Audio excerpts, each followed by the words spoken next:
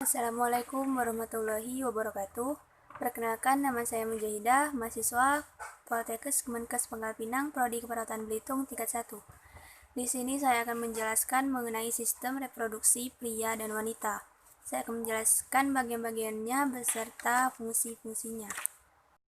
Pertama, saya akan menjelaskan mengenai sistem reproduksi pria. Di sini yang pertama adalah vas deferens, kandung kemih, tulang kemaluan, uretra atau saluran kencing, jaringan erektil, uretra atau saluran kencing, kepala penis, kulit luar, testis, skrotum, epididymis, kelenjar Cooper, kelenjar prostat, saluran ejakulasi, rektum, dan vestikula seminalis. Pun fungsi dari sistem reproduksi pria, yang pertama, penis. Penis ini berfungsi sebagai saluran pembuangan air seni dan digunakan untuk alat senggama. Yang kedua adalah skrotum. Skrotum ini berfungsi sebagai pengatur suhu pada testis, dan memberi ruang untuk pergerakan testis. Selanjutnya adalah testis. Testis ini berfungsi sebagai alat penghasil spermatozoa dan hormon seks testosteron. Dan selanjutnya adalah epididymis. Epididymis ini berfungsi sebagai tempat pematangan sperma. Selanjutnya vas deferens, yaitu sebagai saluran jalannya sperma ke vaskula, kemampuan sperma dan tempat pematangan sperma. Selanjutnya adalah vestikula seminalis. Vestikula ini berfungsi untuk mengsekresikan cairan dalam tubuh yang bersifat basah. Selanjutnya adalah kelenjar prostat. Kelenjar ini berfungsi untuk mengsekresikan cairan yang berada di kelenjar tersebut. Selanjutnya, kelenjar Cooper. Kelenjar ini menghasilkan lendir pada saluran ejakulasi. Dan terakhir adalah saluran ejakulasi. Saluran ini berfungsi untuk menghubungkan uretra dan vestikula. Ini adalah sistem reproduksi pada wanita. Yang pertama adalah ovari. Selanjutnya uterine tube. Selanjutnya broad ligament, vesicouterine pouch, urinary bladder, pubic symphysis, uretra, klitoris, parouretan gland, labium minus, labium majus, vestibular, greater vestibular gland atau Bartholin, anus, vagina, rektum, cervix, vomix, sigmoid colon, rectouterine pouch, dan terakhir adalah uterus. Uterus ini terbagi menjadi 3, yaitu myometrium, perimetrium, dan endometrium. Pun fungsi dari bagian-bagian sistem reproduksi wanita, yang pertama adalah ovari. Ovari ini berfungsi sebagai memproduksi sel telur atau hormon.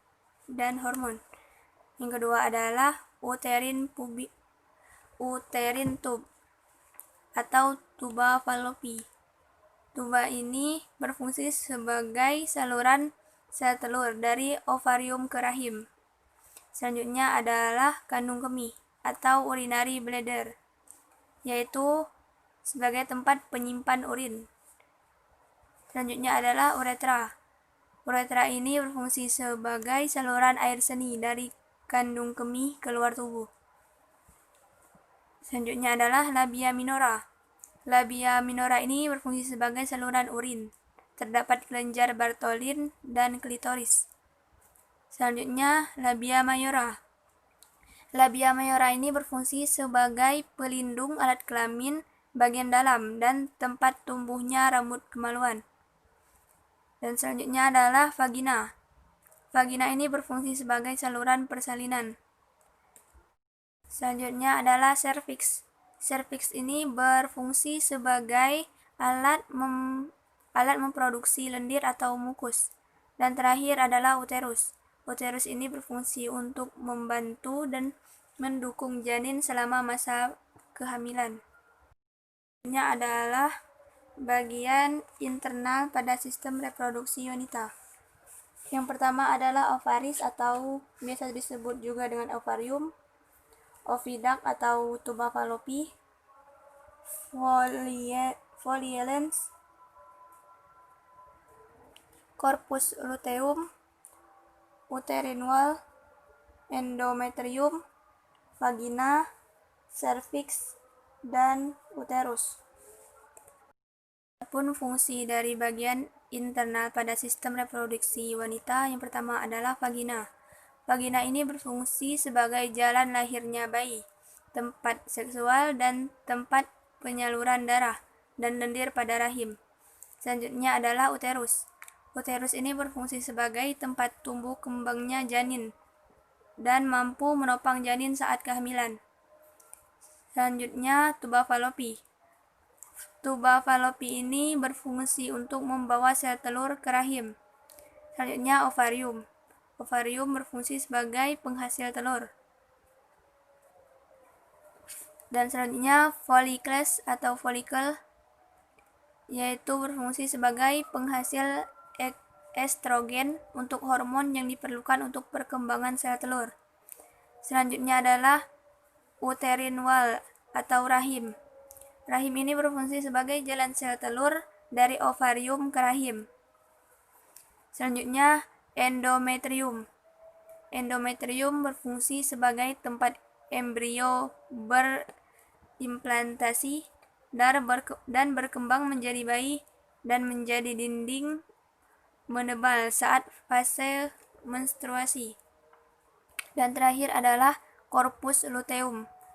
Korpus ini berfungsi sebagai penghasil hormon progesteron untuk mengatur siklus menstruasi, mengembangkan jaringan payudara, dan menyiapkan rahim pada waktu kehamilan. Terakhir adalah bagian eksternal dari sistem reproduksi wanita.